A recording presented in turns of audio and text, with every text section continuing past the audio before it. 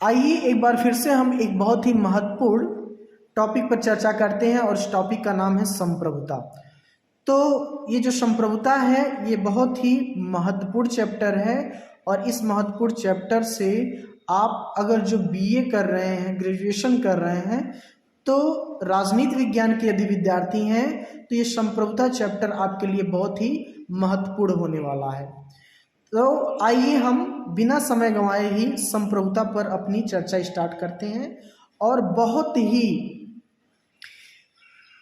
कम शब्दों में मैं आपको इस संप्रभुता चैप्टर से जितने भी महत्वपूर्ण प्रश्न हैं पूछे जाते हैं वो सब प्रश्नों को उन सब शब्दों से मैं आपको रूबरू करवाऊंगा, परिचित करवाऊंगा।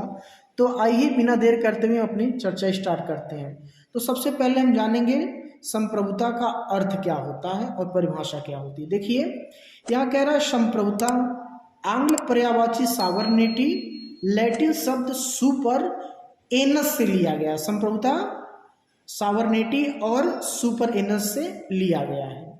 अच्छा, अब हम जानते हैं संप्रभुता की परिभाषा। बहुत ही महत्वपूर्ण परिभाषा है। एक विचारक है जिनका नाम जीन बोधा है। जीन बोधा क्या कहते हैं? संप्रभुता नागरिक और प्रजाजन के ऊपर राज्य की वह सर्वोच्च शक्ति है जिस पर राज्य का कोई अंकुश नहीं होता है। यानी कि संप्रभुता वो चीज है जिस पर राज्य का भी कोई अंकुश नहीं होता है। कौन कह रहा है? जीन बोधा कह रहे हैं। अब संप्रभुता के बारे में बिलोबी क्या कहते हैं? बहुत ही महत्वपूर्ण स्टेटमेंट है। संप्रभुता राज्य की सर्वोच्च इच्छा है। यानी कि संप्रभुता क्या है? राज्य की सर्वोच्च इच्छा है, ये बिलोबी कहते हैं। अब हम जानेंगे संप्रभुता के कुछ पक्षों के बारे में, कुछ पहलुओं के बारे में कि संप्रभुता के क्या पहलू हैं। तो यहाँ पर देखिए मैंने लिख रखा है संप्रभुता के दो पहलू हैं। पहले पहलू की हम बात करें तो एक होता है आंतरिक संप्रभुता और दूसरा होता है बाहरी संप्रभुता। यानी कि संप्रभुता के दो पहलू हैं, पहला आंतरिक संप्रभुता, दूसरा बाहरी संप्रभुता। तो आइए जानते हैं गार्नर की परिभाषा के बारे में। गार्नर संप्रभुता के बारे में क्या कह रहे हैं? संप्रभुता राज्य की विस्तृत क्षेत्र में होती है और एक राज्य के अंतर्गत सभी व्यक्तियों, संप्रभुता एक निश्चित क्षेत्र में होती है और सभी व्यक्तियों और समुदाय उसके अधीन होते हैं। किसके अधीन? संप्रभुता के अधीन होते हैं।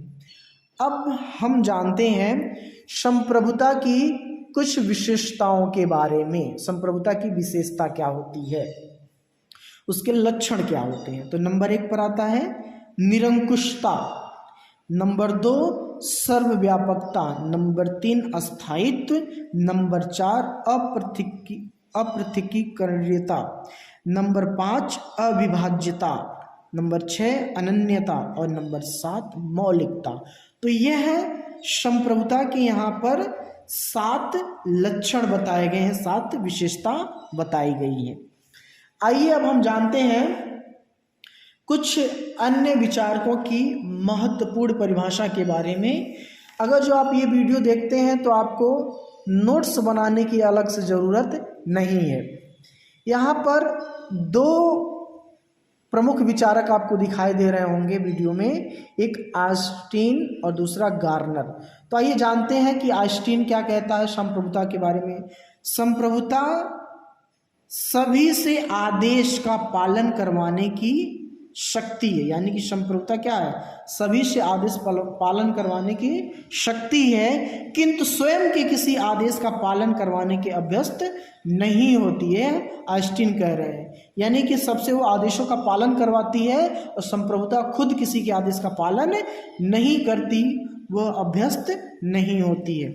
वहीं पर गार्नर क्या कहते हैं? गार्नर कहते हैं संप्रभुता राज्य का व्यक्ति और उसकी आत्मा है। संप्रभुता क्या है? राज्य का व्यक्तित्व, माफ करिएगा, व्यक्तित्व और उसकी क्या है? आत्मा है, जिस पर मनुष्य का व्यक्ति अदेय है, उस पर उसी प्रकार संप्रभुता भी किसी को नहीं दी जा सकती, यानी कि संप्रभुता किसी भी व्यक्ति को नहीं दी जा सकती। जिस तरह से मनुष्य की आत्मा अदेय है, उसको किसी को दिया नहीं जा सकता, अदेय मतलब दिया नहीं जा सकता, उसी प्रकार से संप्रभुता भी नहीं दी जा सकती। ये बहुत ही प्यारा स्टेटमेंट है, गार्नर ने दिया है। अब हम गेटिल संप्रभुता के बारे में क्या कह रहे हैं, आइए जानते हैं। ये कहते हैं कि विभाजित संप्रभुता अपने आप में विरोधाभास है, यानी कि संप्रभुता का विभाजन ही नहीं किया जा सकता। ये कौन कह रहा है, ये गेटिल कह रहे हैं। अब हम जानते हैं संप्रभुता के विविध प्रकार के बारे में या उसके रूप के बारे में, संप्रभुता के विविध रूप के बारे में। एक तो है औपचारिक कह लें या फिर वास्तविक संप्रभुता कह लें। तो इसके विविध रूप है, एक वास्तविक संप्रभुता, दूसरी कानूनी संप्रभुता। तो हम जानेंगे कि वास्तविक संप्रभुता में क्या चीज़ें हैं और वैधानिक संप्रभुता में क्या चीज़ें हैं। तो यहाँ कह रहा है कि कानूनी संप्रभुता वह निश्चित शक्ति है जो राज्य के उच्चतम आदेशों को कानून के रूप में प्रकट कर सके। वह शक्ति जो ईश्वरीय शक्ति है, जो ईश्वरीय नियमों या नैतिकता के सिद्धांत तथा जनमत के आदेशों का उल्लंघन कर सके। ये कौन कह रहा है, गार्नर कह रहा है कि संप्रभुता जनमत के आदेशों का भी उल्लंघन कर सकती है।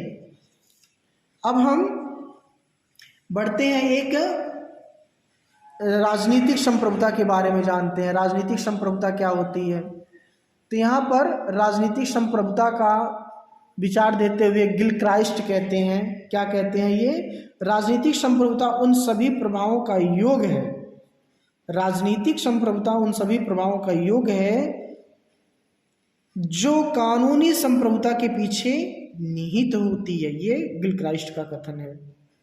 बढ़ते हैं अगले स्टेटमेंट की तरफ। ये भी गिलक्राइस्ट कह रहे हैं, कानूनी संप्रभुता निश्चित रूप से संगठित, जो कानूनी संप्रभुता होती है वो निश्चित रूप से संगठित तथा अस्पष्ट होती है। राजनीतिक संप्रभुता वास्तविक नहीं है, फिर भी यह अस्पष्ट और अनिश्चित होती है। अब हम जानते हैं वैध और या यथार्थ संप्रभुता क्या होती है। तो इसमें ब्राइस कहते हैं वैध संप्रभुता पर कि यथार्थ संप्रभुता उन व्यक्ति अथवा व्यक्तियों के समूह में पाया जाता है जो कानून तथा गैर कानून अपनी इच्छा को राज्य में क्रियान्वित करते हैं। ये ब्राइस कहते हैं। बढ़ते हैं अगले बिंदु पर, जो कि है जन संप्रभुता। जन संप्रभुता 18वीं सदी तक निरंकुश राजाओं का शासन था। इस काल में लोकप्रिय तथा जन संप्रभुता का प्रतिपादन करने वाले कुछ हमने यहाँ पर विचारकों को लिख रखा, जैसे मार्सेलो ऑफ पेंडुआ, विलियम आख ओमैक ने निरंकुश जन संप्रभुता का प्रतिपादन किया है। अब रूसो क्या कहता है, रूसो के स्टेटमेंट को देखते हैं हम। रूसो कह रहा है कि जनता की वाणी ईश्वर की वाणी है, राज्य सरकार कानून निर्माण की जनशक्ति में निहित है। राज्य की सरकार कानून निर्माण की किसमें निहित है, जनशक्ति में, शक्ति जन में निहित है। ये रूसो का स्टेटमेंट है। और यहाँ पर एक बहुत ही महत्वपूर्ण स्टेटमेंट है ब्राइस का। ब्राइस कह रहे हैं लोकप्रिय संप्रभुता लोकतंत्र का आधार एवं प्रतीक बन गया है। ये ब्राइस का कथन है। संप्रभुता उस व्यक्ति में समाहित सर्वोच्च राजनीतिक शक्ति है जिसमें कृत्य किसी अन्य के अधीन नहीं होते और उसकी इच्छा का अतिक्रमण नहीं किया जा सकता। ये ग्रोशियस ने कहा है। राज्य की संप्रभुता अपने क्षेत्र के भीतर सभी व्यक्तियों एवं संघों को आदेश देती है। यह उनमें से किसी से आदेश नहीं लेती। उनकी इच्छा किसी प्रकार की संवैधानिक सीमाओं के अधीन नहीं होती। यह लास्की का कथन है। और एक बहुत ही महत्वपूर्ण कथन की हम बात करें तो यहाँ पर आ रहा है ब्राइस का कथन, ब्राइस कहते हैं लोकप्रिय संप्रभुता लोकतंत्र का आधार तथा प्रतीक बन गया है, ये ब्राइस कहते हैं। वहीं पर ब्लैकस्टोन कहते हैं संप्रभुता सर्वोच्च अप्रतिरोधनीय परम अनियंत्रित शक्ति है जिसमें राज्य की उच्चतम वैधानिक शक्ति निवास करती है। अब इस वीडियो का अगला जो शेष भाग होगा अगले पार्ट में मैं लेकर के आऊँगा, वो देखने के लिए आप चैनल को सब्सक्राइब लाइक शेयर जरूर कर लीजिएगा। मिलते हैं अगले वीडियो में, तब तक के लिए जय हिंद, वंदे मातरम।